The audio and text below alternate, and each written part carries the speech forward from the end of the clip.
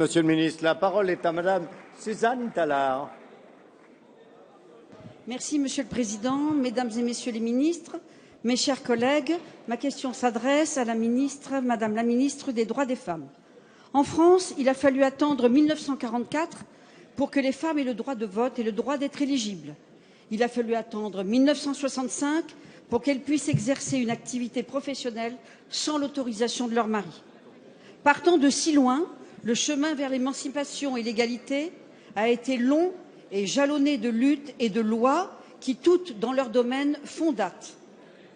Actuellement, alors que l'écart salarial entre les hommes et les femmes ne recule pas, alors que les hommes trustent les postes de direction, les femmes ont le triste privilège de conserver le quasi-monopole des tâches domestiques et du travail partiel.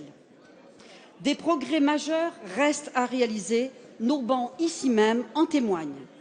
Mon parcours, mais également mon quotidien, tant dans ma vie professionnelle que dans ma vie d'élu, m'ont enseigné qu'il est nécessaire d'agir dans tous les domaines, et ceux de l'école, pour faire évoluer les mentalités en profondeur.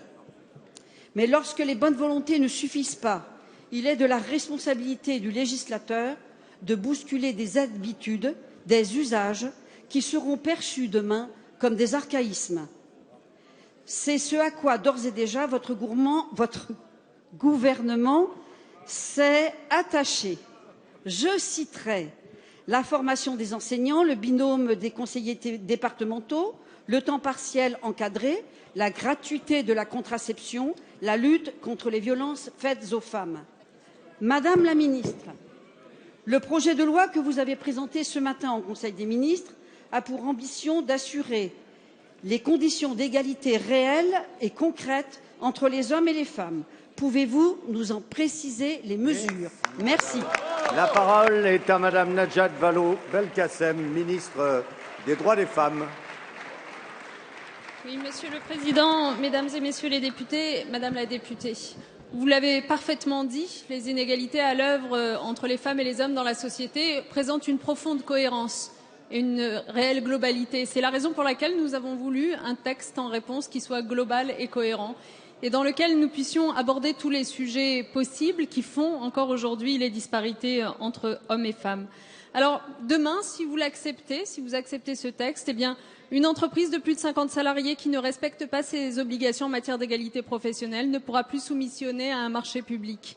Si vous acceptez ce texte, demain, un parti politique qui ne respecte pas la parité, ce qu'il sait devoir faire depuis maintenant des années, aura une pénalité qui sera doublée. Si vous acceptez ce texte, l'équilibre des sexes ne vaudra pas uniquement pour la vie politique, elle vaudra aussi pour les chambres de commerce et d'industrie, les fédérations sportives ou encore les théâtres nationaux.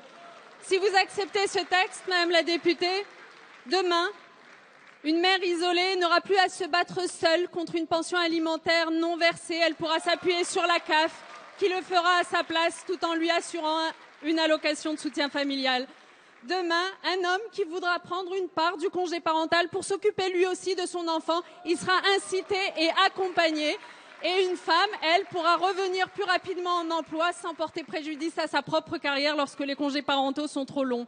Si vous acceptez ce texte, demain, une femme victime de violence, quel que soit le département où elle habite, lorsqu'elle est face à un grand danger de récidive, se verra dotée d'un téléphone de grand danger qui permet de sauver des vies, on l'a déjà constaté.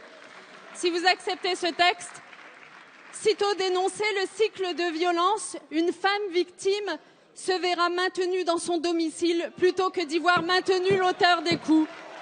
Et si vous acceptez ce texte, Madame la députée, eh bien vous nous donnerez les moyens de lutter contre la récidive en matière de violence conjugale en assurant la responsabilisation des auteurs.